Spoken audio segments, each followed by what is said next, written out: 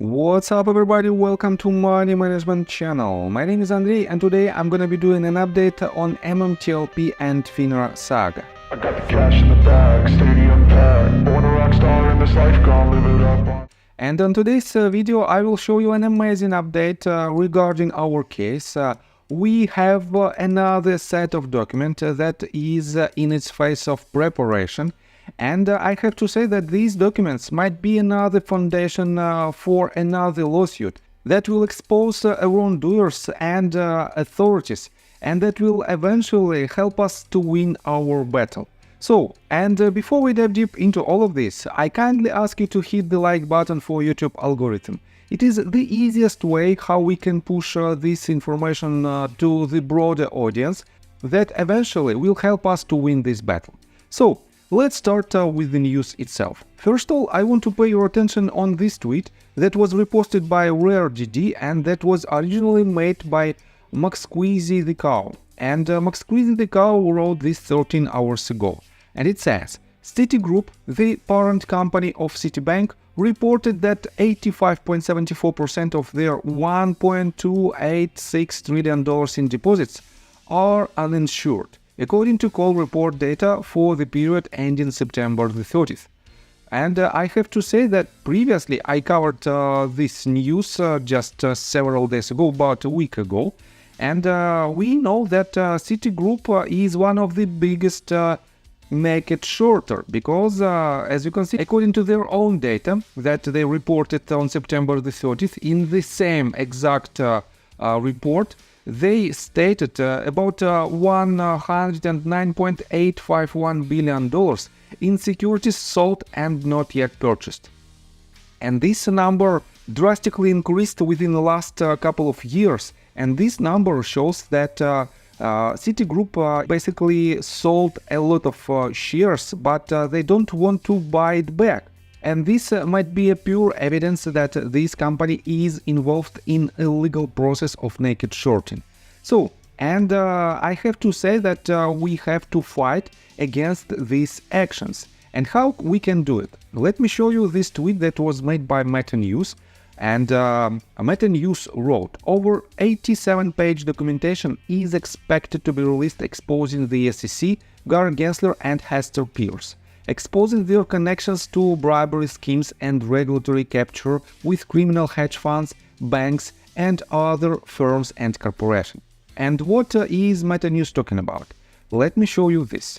Edward Brichuk wrote this tweet and he wrote it basically just 2 days ago. And he said, I still have 87 pages left on completing my writing exposing the fraudulent SEC and justice, exposing their connections to bribery schemes and regulatory capture with criminal hedge funds, banks, and other firms and corporations, exposing the disgusting conflicts of interest which fall under 18 U.S.C. paragraph 208 of the DOJ law, that which should be fully enforced against such government persons who intentionally behaving in arrogance, ignorance and incompetence of their duties, leading to reveal that they are serving the criminals that are destroying our markets and economy, rather than serving the public and protecting the markets from such events.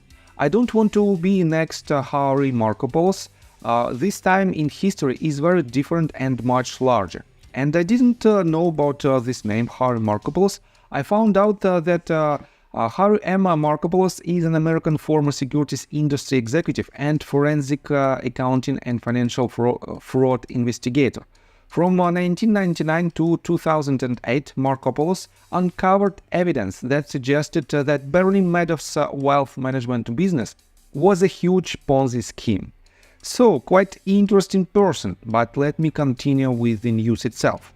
I want to expose this entire corrupt and evil captured system of criminals jointly racketeering on Wall Street that are national security threat to the entire US financial system. For example, Citadel Ponzi scheme with Ken Griffith is Bernie Madoff 2.0. So, Yes, I think Ken Griffith and his Citadel Securities is the one of the main wrongdoers. But we have a lot of other companies that uses the same scheme. For example, let me show you this tweet. And we are on official Twitter of J.R. Ewing, and he answered to Ham Short Killer. And Ham Short Killer wrote this: why are they all so against protecting investors and companies? They are making money on short side. Global banks criticize South Korean short selling ban as phantom force. And he refers to the article that was published on ft.com regarding the South Korean ban on short sellers activity. And definitely a lot of companies don't want to see this ban because they have to switch their positions, or in worst case scenario for them, they have to switch the entire location of their activity. And this is quite costly procedure for them, and that is why they are basically fighting against this. And let me show you what did J.R. Ewing write. He said, because now they have a huge liability, they need to shift in order to hide it from the South Korean government, which means it goes on top of another huge liability somewhere else and becomes more visible as a problem. So, yes, it is a huge problem for them, and let me show you that one of the potential wrongdoers is a Citigroup, and we know that they have a huge imbalance on their balance sheet of $109.851 billion of securities sold not yet purchased. And this is a huge evidence, potential evidence, definitely potential. So far, we don't have any judges' decisions, but it is our opinion, and we have to investigate it even deeper in order to solve this problem.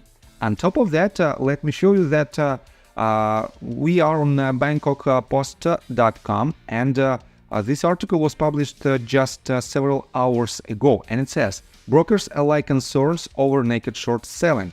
And here is another evidence that another country want to ban this illegal activity. And this is also raises a lot of red flags for wrongdoers, and that is why they are still fighting as best as they can against our efforts. But on the other hand, we are fighting back, and in my opinion, we are winning this battle right now because we have a lot of achievements that we've done together.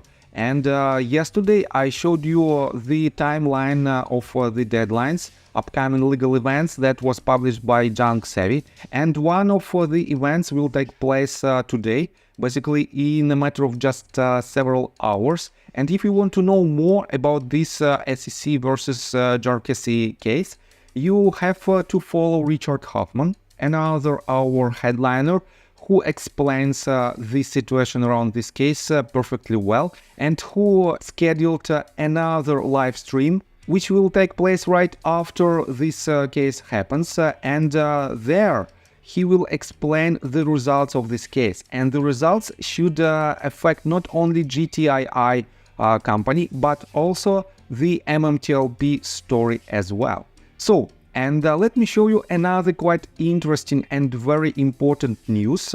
Syntax Queen of the Metaverse reposted this tweet that was made by Social Watch, and Social Watch wrote this: I pressed that magic button today. After much thought, I have moved all my MMTLP shares from all my brokers, Fidelity, TD Ameritrade and Robinhood, to AST, 5 figures. Next bridge hydrocarbons, here I come. And I have to say that this is a very, very important step when a lot of people are transferring their shares at this very moment. And we know that it is another way how we can find the real share imbalance that we have on Next Bridge Hydrocarbons securities. And one of our community member, her name is Lolly, she consistently makes these calculations. And so far, according to the latest data, we have an estimation that the number of possible shares oversold is more than 828 million, which is almost 4 times higher than the current number of next bridge hydrocarbon shares, and which is 5 times, exactly 5 times higher than the number of shares during the transition of MMTLP shares to next bridge hydrocarbons.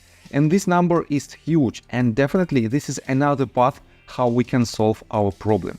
So I think that's all information that I want to provide you. If you like my video, please hit the like button and subscribe to my channel with notification bell. And see you guys and girls next time. Bye! I got the cash in the bag, stadium packed. Born a rock star in this life, gone live it up on the attack.